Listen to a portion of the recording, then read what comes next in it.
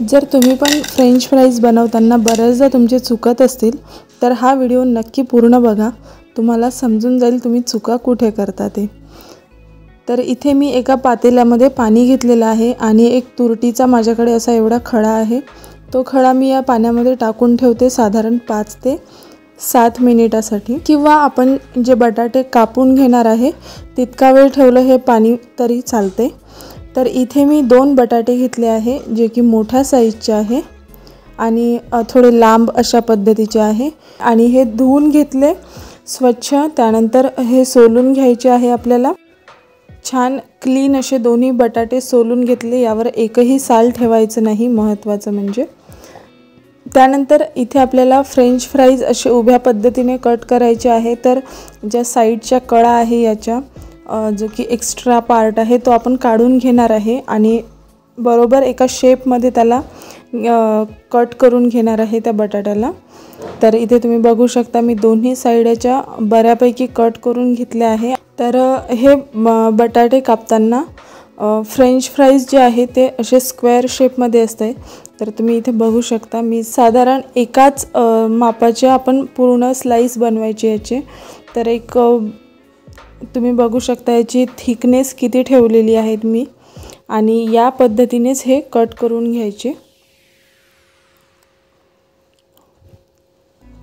तर तुम्ही बघू शकता इथे थिकनेस याची साधारण एखाद्या ब्रेड वगैरे जे असते सँडविच ब्रेड तशा पद्धतीची मी त्याची थिकनेस ठेवलेली आहे।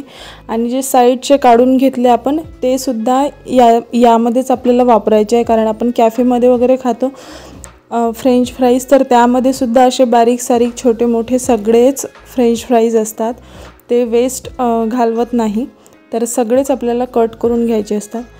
साईडने जेवढी आपण थिकनेस ठेवली तेवढीच थिकनेस वरच्या बाजूने पण कापताना ठेवायची, म्हणजे की चारही बाजूने त्याची साईज ऑलमोस्ट सेम दिसायला पाहिजे, म्हणजे चौकोनी अशा पद्धतीचा दिसायला पाहिजे तो।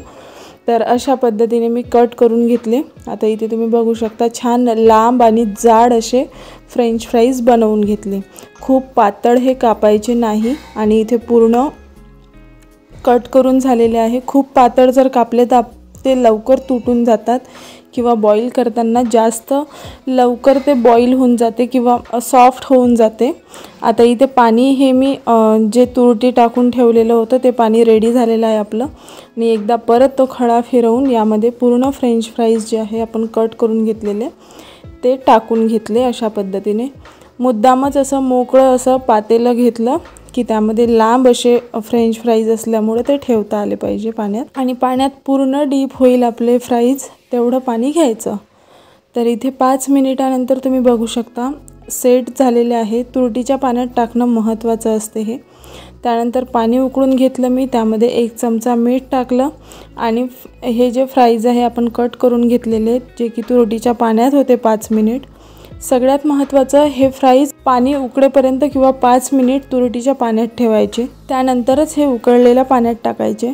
आणि उकळलेल्या पाण्यात टाकल्यानंतर याचं टेम्परेचर लो होऊन जाते पाण्याचं, त्यामुळे आणखी त्याला एक उकळी येऊ द्यायची आणि नंतर उकळी आल्यापासून हे जे फ्राईज आपण पाण्यात टाकतो त्यानंतर उकळी त्याला येईल, आणि ती उकळी आल्यानंतर त्याला साधारण 4 ते 5 मिनिट पाण्यात ठेवायचं। ओव्हर कुक हे होऊ द्यायचे नाही, हे सगळ्यात महत्त्वाचं आहे। हे बॉईल करतानाचीच प्रोसेस सगळ्यात महत्त्वाची आहे। हे जर ओव्हर कुक झाले तर तुटून जातात, म्हणजे आपण काढताना वगैरे किंवा सुकवत ठेवताना लक्ष द्यायचं। आणि हे अशा पद्धतीचे झाले म्हणजे एकदम व्हाईट कलर येतो, म्हणजे जवळपास 70 ते 80% त्याला बॉईल करून घ्यायचं आहे, 100% याला बॉईल करायचं नाही आहे। तरीही माझ्याकडून गलती झाली की 1 मिनिटभर हे थोडे जास्तच बॉईल झाले। त्यानंतर इथे मी काढून घेतले हे या पाण्यातून, उकळत्या पाण्यातून, आणि तुम्ही बघू शकता काढताना सुद्धा तुटत आहे ते। आता हे फ्राईज बॉईल करून घेतले आणि एका वेगळ्या प्लेटमध्ये काढून घेतले। त्यानंतर त्यामध्ये तरी पण थोडं एक्स्ट्रा पाणी वगैरे राहतेच, तर इथे मी एका सुती कापडावर हे पूर्ण फ्राईज असे मोकळे करून ठेवले आणि साधारण तासभर तरी 1 तास हे फॅनमध्ये सुकवून घ्यायचे। पूर्ण याच्या वरचं पाणी सुकून गेलं पाहिजे, एवढे हे सुकले पाहिजे। तर एखाद तास तरी हवेत ठेवायचे छान. त्यानंतरच याच्यावर नंतरची प्रक्रिया करायची. तर फ्रेंच फ्राईज हे काय आहे, थोडी लांब प्रोसेस आहे आणि तेवढी प्रोसेस केल्याशिवाय ते बनतच नाही असं मला वाटते. त्यामुळे तुम्ही नक्की अशा पद्धतीने करून बघा. 1 तासानंतर तुम्ही बघू शकता याचं पाणी पूर्ण सुकलेलं आहे. त्यानंतर इथे मी छान कॉर्नफ्लॉवर टाकलं 1 चमचा आणि कॉर्नफ्लॉवरने ते कोट करून घेतले थोडे हाताने आणि सांभाळून करायचे. कारण माझ्या बाबतीत तर असं झालं, थोडेसे एखाद मिनिटभर ते जास्त कुक झाले त्यामुळे तुटत होते ते, म्हणून थोडं केअरफुली हँडल करायचं. त्यामुळे जास्त बॉईल झाले नाही पाहिजे, म्हणजे थोडेफार आतमधून कच्चे राहिले तर चालते, पण पूर्ण बॉईल करायचे नाही. पूर्ण 100% ते शिजले नाही पाहिजे, जवळपास 70% वगैरे शिजले असले पाहिजे. तर आत्ता हे मी एक झिपलॉक बॅग घेतली पॉलिथिन, त्यामध्ये साधारण अशा आडव्याच पद्धतीने मी हे फ्राईज ठेवून घेत आहे आणि सावधानीने व्यवस्थित ठेवायचे. आणि इथे तुम्ही बघू शकता मी पूर्ण फ्राईज या पॉलिथिनमध्ये ठेवून घेतले. यातली पूर्ण हवा काढून घेतली आणि हे छान असे गुंडाळून आपलं जो डीप फ्रीजर असते ज्यामध्ये बर्फ आपण तयार करतो त्या फ्रीजरमध्ये हे ठेवून द्यायचे. आता तुम्ही बघू शकता हे ठेवायचे 2 तास 3 तास, तुम्ही कितीही, कमीत कमी 1 तास तरी आपण त्या फ्रीजरमध्ये ठेवायचे. आता अशा पद्धतीने तुम्हाला दिसत आहे हे, जसे की आपण बाहेरून विकत आणतो एखाद्या सुपर मार्केटमधून, तेव्हा जशा पद्धतीचे त्या पॅकेटमध्ये असते सेम तशाच पद्धतीचे हे असते, तशाच पद्धतीचे हे बनते.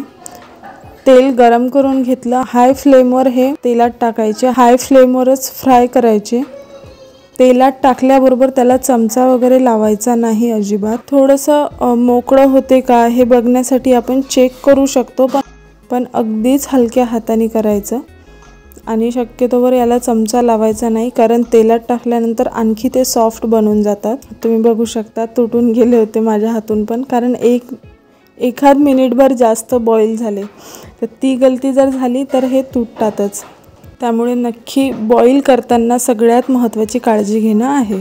तर इथे हाय फ्लेमवर मी तळून घेत आहे हे फ्राईज आणि इथे तुम्ही बघू शकता याचा रंग गोल्डन रंगावर मी हे तळून घेत आहे. खूप पांढरे शुभ्र फ्राईज मला आवडत नाही, त्यामुळे मी असे थोडे गोल्डन रंगावरच हे तळून घेत आहे. आणि यामध्ये तुम्हाला सांगितल्याप्रमाणे तुकडे भरपूर पडले, कारण बॉईल जास्त झाले होते त्यामुळे. तर इथे बघू शकता तुम्ही छान कुरकुरीत याचा आवाज येतो.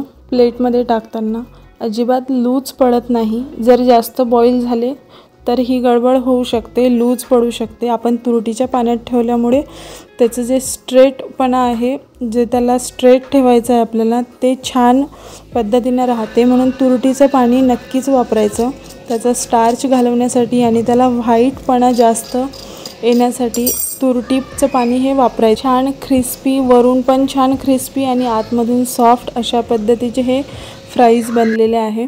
मला मी चमच्याने वगैरे दाखवलेलं आहे करून, किती छान त्याचा आवाज येतो किंवा क्रिस्पी कसे बनले ते हे मी दाखवण्याचा प्रयत्न केला.